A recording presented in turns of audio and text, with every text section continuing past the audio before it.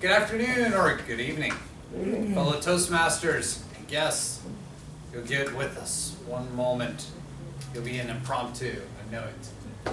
Tonight we're going to be talking about motivating people. And I'm going to take a little bit of a different spin on what maybe a lot of us have heard when working about trying to motivate people. I think normally what happens is you go to maybe a motivational conference and the speaker talks to the general audience, but what happens is they're missing a lot of the audience altogether because it's so general, and especially if it is a tremendous amount of people, if it's over 100 or 1,000 people or more, that it's so general that it doesn't really touch anybody. Now it might spark their motivation just a little bit, but then I think it slowly dies because it wasn't personalized. And so what I'm going to do is I'm going to take 3 scenarios and kind of break them down so that we can understand motivation on a more deeper level. The first scenario is me being a supervisor and talking to an employee. The second will be a scenario where it is a parent and a child, me being the parent, working with my child. And then the third will be a peer motivation, which I think is oftentimes overlooked as one of the most positive things that can motivate you, especially being in the military. The first scenario, working with an employee. So how do we work with employees to try to motivate them? We could give them a speech, or we could say, you know, you really need to do this better, or this would be better if you did this way. Or if you tried this, it might work a little bit better. But whatever you do, you need to make sure that you motivate yourself to get back up to par. You need to come up a little bit. Your sales are down, so let's go ahead and get back in the game. And I know you can do it. And then they just kind of leave it at that. Now that's kind of harsh, and it's pretty general for the most part, right? There isn't anything specific to this particular person.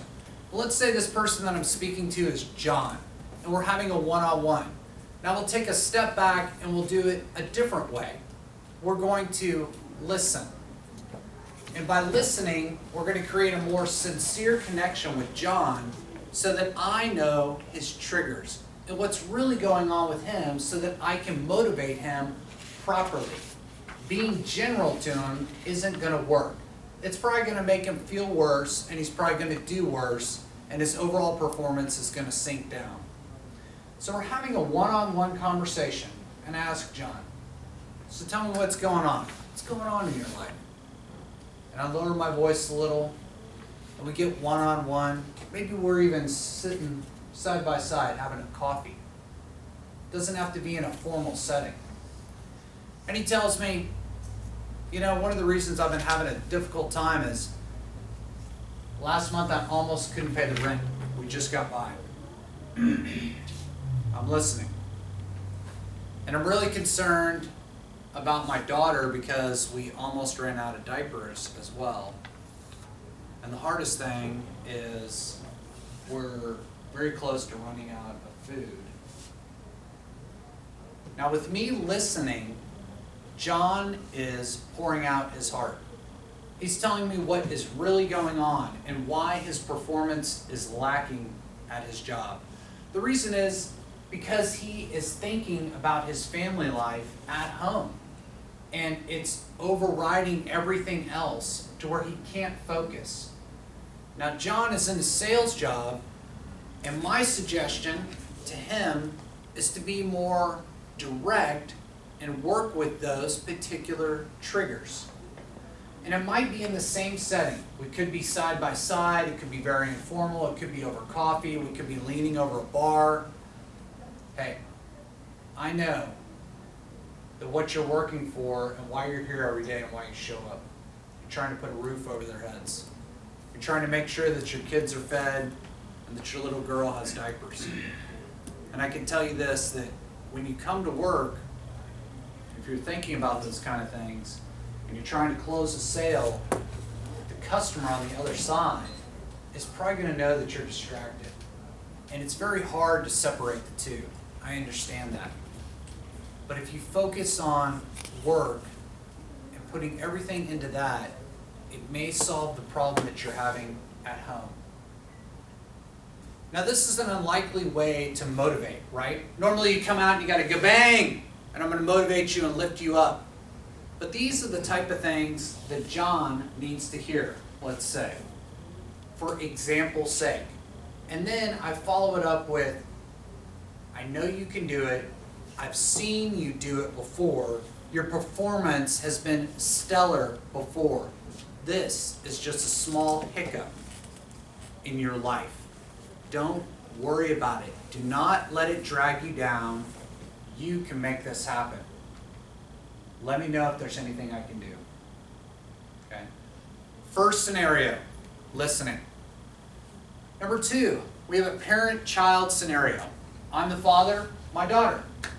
She comes home, she's crying about school. True story. When she was in elementary school, was crying, very frustrated, didn't understand, was having a lot of difficulty in school.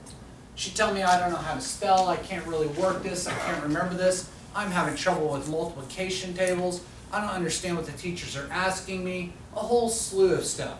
And when your child is in elementary school, they're just trying to figure things out. They don't really know what's going on. It's just a lot of pressure. Some children handle school a lot differently than others.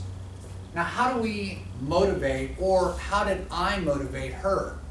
Now, this is a little bit different, and I don't know if you've heard it before, but I aligned myself with her. Now, how did I do that? I said, well, this is what we're, not you, we're going to do. We are going to do this together. You have a problem on spelling? No problem.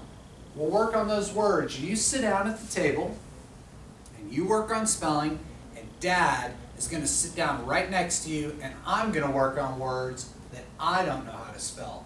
And we did this for 2 years. So that way, she wasn't doing it alone and felt left out.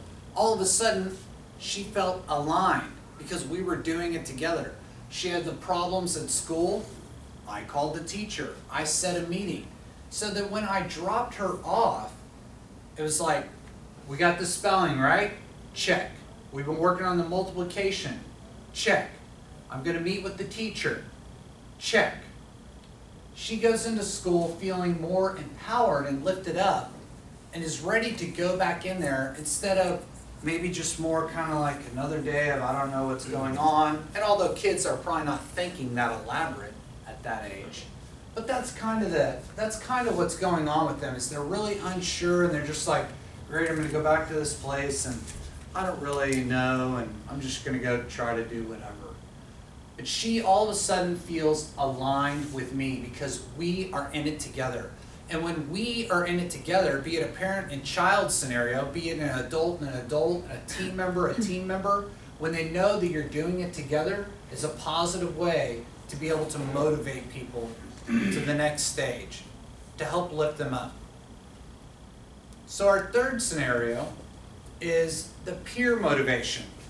And I'm going to use a military motivation because this is something that I did being in the military as well, in the infantry. We had to lift a log. The guy to my left and the guy to my right, they thought it was no problem to lift this log and put it on our shoulder. No problem at all. This wasn't going to be a big deal.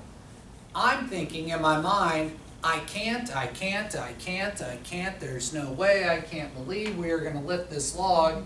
But then all of a sudden, they're lifting it, and they're no bigger than I am, and then I can, and we lift the log.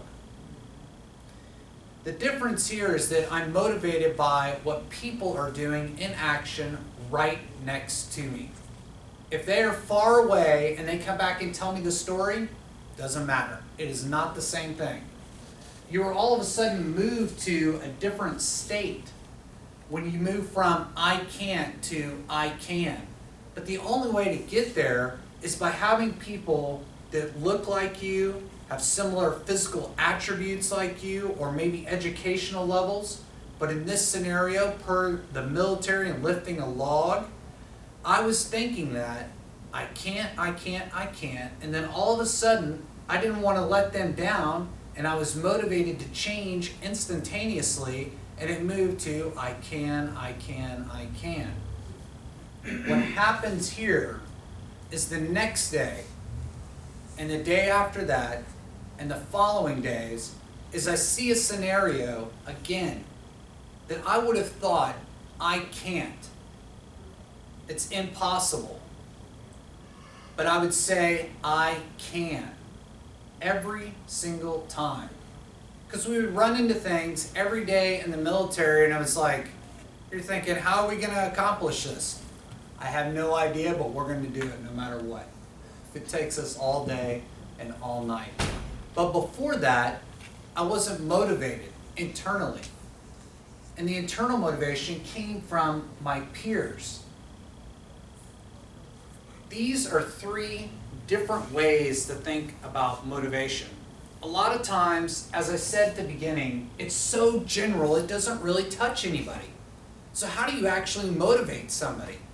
If you have an employee and you're working with them, well, maybe the first thing you ought to do is just listen up. Get sincere with them and understand where they're coming from on a deeper level so that you can connect, pull those words out, and use them to help motivate them. The next is aligning yourself with somebody, be it a parent, child, be it a team member, whatever. When all of a sudden you move from you go do it to we're going to do it or let's do it together, they feel empowered by that and they are ready to go and they lift their heads high. And then our last is our peer-to-peer motivation or our peers. And they're out there doing the same things and they're no different than you. And all of a sudden you're moved to a new level in your mind and in your heart. You were lifted up to I can. These are three different ways to think about how we can motivate people in our own lives. I know we're all at different scenarios and different stages and age groups and where we're working, or if we're retired, or if I'm working still with a young child or not, or wherever we are in our lives. But it just kind of maybe helps us understand a little bit more about how we can motivate people instead of just our general blanket scenario. Thank you, Bryan. Madam Time, we can have a minute, please, so we can jot some comments for our speaker. I think that's a great example of peer